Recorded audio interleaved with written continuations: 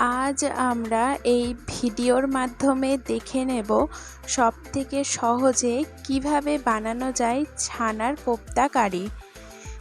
নিরামিষ দিনের জন্য একটি পারফেক্ট রান্না হলো ছানার কোপ্তা কারি। আপনারাও বাড়িতে এটি সহজেই বানিয়ে নিতে পারেন সামান্য কিছু উপকরণের সাহায্যে। আমি এখানে প্রথমে কোপ্তাগুলো বানিয়ে নেব।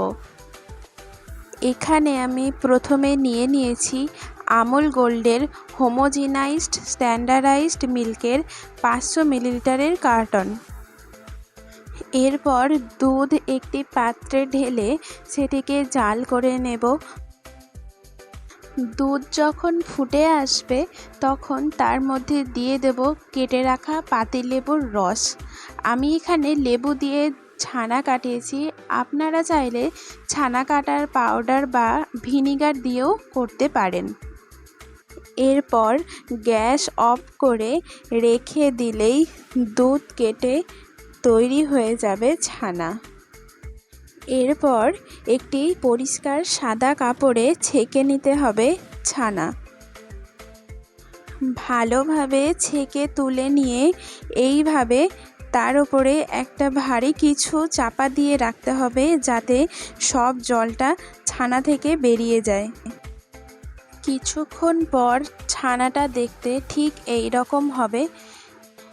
এরপর ছানাটাকে সামান্য চটকে নিয়ে তার মধ্যে দিয়ে দিলাম স্বাদমতো নুন, চিনি আর দিয়ে দিলাম 2 চামচ ময়দা।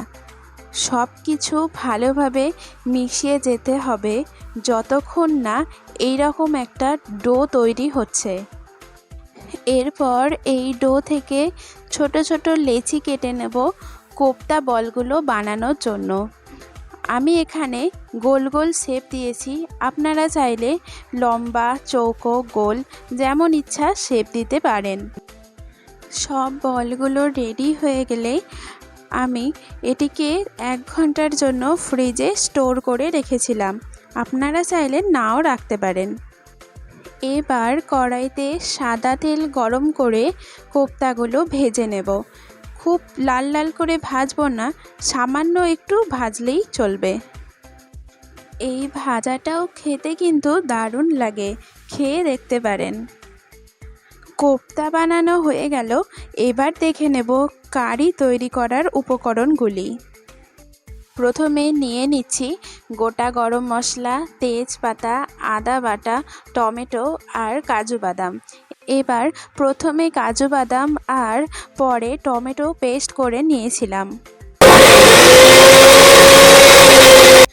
প্রথমে কড়াইতে তেল গরম করে তাতে দিয়ে দিলাম 2টো তেজপাতা, গোটা গরম মশলা। সেগুলি থেকে যখন ফ্লেভার ছেড়ে আসবে তখন দিয়ে দিলাম আদা বাটা। এটিকে হালকাভাবে নাড়তে থাকবো যতক্ষণ না আদার কাঁচা গন্ধটা চলে যায়। এরপর দিয়ে দিলাম পেস্ট করে রাখা কাজু বাদাম, টমেটো, সবগুলি একসাথে দিয়ে ভালোভাবে নাড়িয়ে নিলাম। সব মশলাগুলো একসাথে কষানো হয়ে গেলে তার মধ্যে দিয়ে দিচ্ছি সামান্য পরিমাণ জল। আমি এখানে জল ব্যবহার করেছি, আপনারা চাইলে দুধও দিতে পারেন। গ্রেভিটা একটু ভালোভাবে নাড়িয়ে ছাড়িয়ে তার মধ্যে দিয়ে দিলাম ভেজে রাখা কোপ্তাগুলো। এবার দিয়ে দিচ্ছি স্বাদ মতো নুন আর সামান্য পরিমাণ চিনি। সব কিছু একবার ভালোভাবে মিশিয়ে নিয়ে উপর থেকে ঘি ছড়িয়ে নামিয়ে দিলেই রেডি আমাদের ছানার কোপ্তা রেসিপি। আজকের রেসিপি আপনাদের কেমন লাগলো অবশ্যই কমেন্ট করে জানাবেন। আর ভিডিওটি যদি ভালো লাগে তবে চ্যানেলটিকে সাবস্ক্রাইব করতে ভুলবেন না এবং বন্ধুদের মধ্যে শেয়ার করে দেবেন। দেখা হবে খুব শীঘ্রই নতুন একটি ভিডিওতে। ভালো থাকবেন, সুস্থ থাকবেন। আজ এতটুকুই।